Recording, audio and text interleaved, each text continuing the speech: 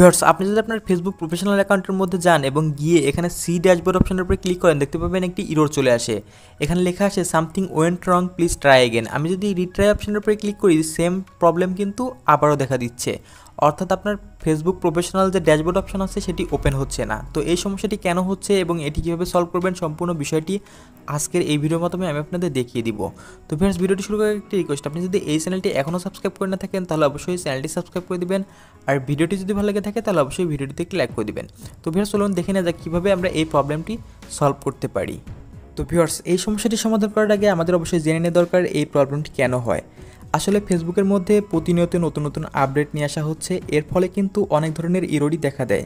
তো এই ইরোরটিও কিন্তু ফেসবুকের মধ্যে নতুন নতুন আপডেট আসার ফলেই হচ্ছে এবং অনেক সময় অনেক ধরনের টেকনিক্যাল ইরোর কিন্তু ফেসবুকের মধ্যে দেখা দেয়। তো তারও কারণ হতে পারে এটি। যা হোক, এই প্রবলেমটি কিন্তু সাময়িক সময়ের জন্য হচ্ছে, একটু পরে এই প্রবলেমটি কিন্তু ঠিক হয়ে যাবে। অর্থাৎ 24 ঘন্টা বা 48 ঘন্টার মধ্যেই কিন্তু এই প্রবলেমটি ঠিক হয়ে যাবে। এরপরেও যদি এই প্রবলেমটি ঠিক না হয়, সেক্ষেত্রে আপনারা যে কাজটি করতে পারেন, এখানে দেখতে পাচ্ছেন প্লে স্টোর, জাস্ট প্লে স্টোরের উপরে ক্লিক করে দেবেন। প্লে স্টোরের উপরে ক্লিক করে আপনারা এখানে জাস্ট উপরে দেখতে পাচ্ছেন সার্চ বার, এখানে সার্চ করবেন ফেসবুক। সার্চ করে দেওয়ার পরে যে ফেসবুক অ্যাপসটি থাকবে সেটি এখান থেকে জাস্ট আপডেট করে নেবেন। তো এটি আমার অলরেডি আপডেট করা আছে, আপনারা অবশ্যই এই ফেসবুক অ্যাপসটি এখান থেকে আপডেট করে নেবেন। আপডেট করে নিয়ে এখান থেকে জাস্ট বের হয়ে চলে আসবেন। বের হয়ে আসার পরে এখানে দেখতে পাচ্ছেন ফেসবুক অ্যাপস, তো এটি চাপ দিয়ে ধরে রাখবেন। ধরে রাখার পরে এখানে দেখতে পাচ্ছেন অ্যাপ ইনফো নামে একটি অপশন, তো এটার উপরে ক্লিক করে দেবেন।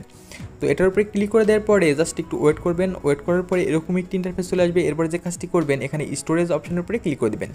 তো স্টোরেজ অপশনের উপরে ক্লিক করে দেওয়ার পরে এখানে নিচে দেখতে পাচ্ছেন ক্লিয়ার ডেটা, জাস্ট এটার উপরে ক্লিক করে দেবেন। তো এটার উপরে ক্লিক করে দেওয়ার পরে এখান থেকে জাস্ট আপনার ফেসবুক যে অ্যাপস আছে সেটির ডেটা ক্লিয়ার করে দেবেন। তো আমি আমার ফেসবুক অ্যাপসের ডেটা ক্লিয়ার করে দিচ্ছি। তো ক্লিয়ার করে দেওয়ার পরে জাস্ট এখান থেকে জাস্ট ব্যাকে চলে আসবেন। ব্যাকে আসার পরে জাস্ট এখানে ফেসবুক যে অ্যাপস সেটির মধ্যে চলে যাবেন। চলে যাওয়ার পরে দেখতে পাবেন আপনার প্রবলেমটি কিন্তু সলভ হয়ে যাবে। তো আমি যদি আমার ফেসবুকের প্রোফাইলের মধ্যে যাই, প্রোফাইলের মধ্যে যাওয়ার পরে এখানে দেখতে পাচ্ছেন সি ড্যাশবোর্ড অপশন, জাস্ট এটার উপরে ক্লিক করে দিলাম। দেখতে পাচ্ছেন আমার প্রবলেমটি কিন্তু সলভ হয়ে গেছে।